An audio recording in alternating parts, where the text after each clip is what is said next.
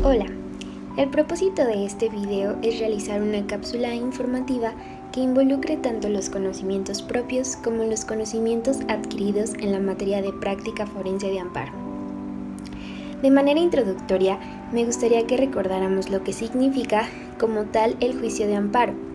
Entonces, el juicio de amparo es un medio de control de constitucionalidad de los actos de autoridad y tiene por objetivo la defensa de los derechos y libertades de las y los gobernados, contenidos en la Constitución Federal, así como en los tratados internacionales que México ha ratificado. Con relación a esto, es muy importante que reconozcamos la estrecha relación que existe entre el amparo y los derechos humanos, debido a la naturaleza garantista de este juicio.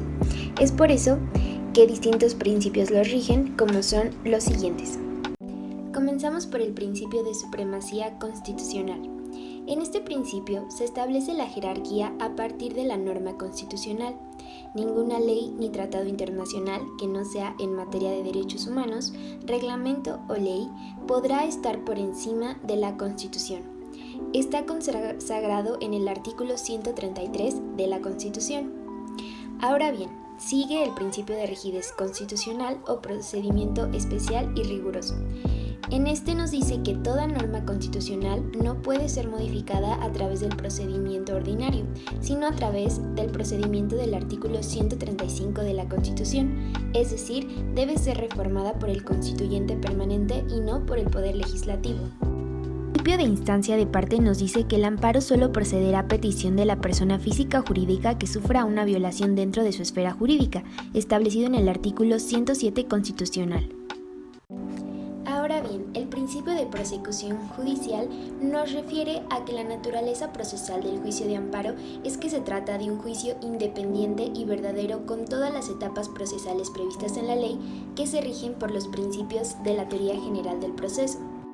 En cuanto al principio de definitividad, nos refiere a que es un juicio extraordinario en que la o el quejoso tienen la obligación de agotar, siempre que no sea un caso de excepción, los recursos previstos en la ley del acto a fin de revocar, modificar o nulificar la resolución reclamada.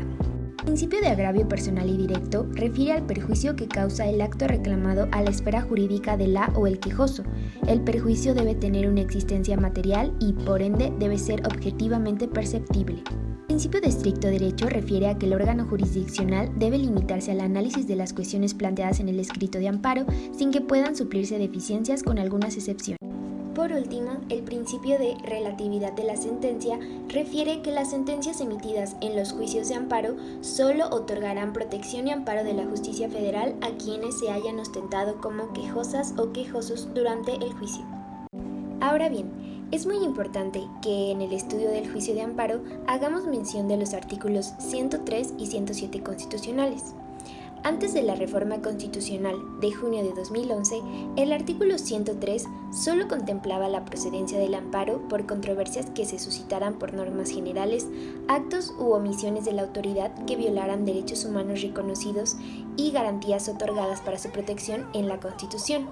Ahora, el texto también contempla las violaciones a los derechos humanos consagradas en los tratados internacionales en los que México sea parte. Así, el objetivo de salvaguarda del juicio de amparo se ha ampliado. Asimismo, este artículo comprende la posibilidad para que el juicio de amparo se interponga contra cierto tipo de particulares cuando emitan actos que sean equivalentes a los de autoridad, siempre que la actuación de los particulares se pueda asociar con funciones que les estén determinadas por normas generales. Finalmente, otro aspecto importante del artículo 103 es la procedencia del amparo y, como excepción, la improcedencia de este. Así, en principio, cualquier norma general, acto u omisión proveniente de autoridad es susceptible de impugnarse a través de este medio de garantías de nuestros derechos. Ahora, con relación al artículo 107 constitucional, cabe mencionar que uno de sus cambios más importantes con la reforma constitucional de 2011 es el reflejado en su fracción primera, consistente en la ampliación del principio de parte agraviada, al incluir a quienes aducen ser titulares de un derecho y a quienes alegan la titularidad de un interés legítimo, tanto individual como colectivo.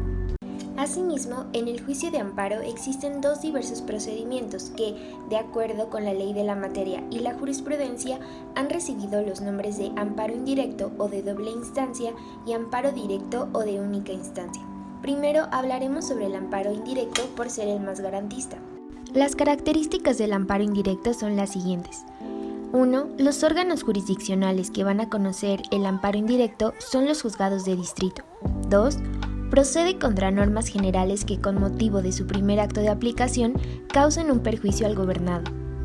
También en contra de cualquier acto u omisión que provengan de una autoridad y vulnere los derechos humanos y garantías individuales protegidos por la Constitución.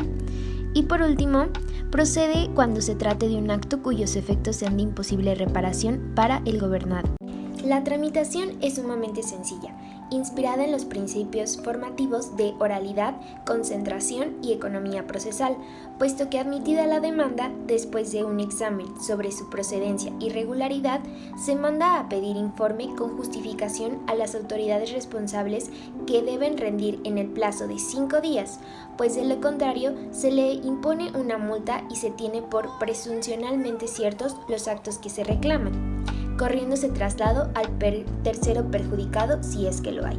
Asimismo, en el mismo auto admisorio de la demanda se fija la fecha para la celebración de una audiencia pública en la cual, después de recibirse las pruebas, los alegatos y, en su caso, el pedimento del Ministerio Público, debe dictarse el fallo que corresponda.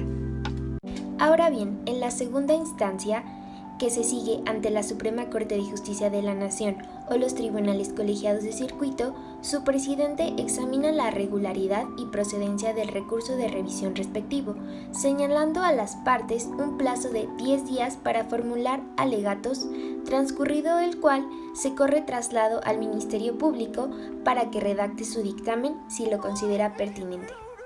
En los casos que corresponde a la Suprema Corte, el asunto se torna a un ministro o a una ministra, que debe formular el proyecto de sentencia en un plazo prorrogable de 30 días y distribuido entre los restantes ministros que integran la sala que corresponda, o del tribunal funcionando en pleno, el presidente de la sala o el de la Corte. En el caso del Pleno, citará para una audiencia en que se discute y se vota públicamente si el proyecto relativo obtiene la mayoría de votos.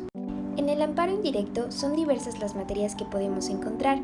Entre ellas podemos mencionar la materia agraria, la materia administrativa, la materia civil, la materia penal y la materia laboral.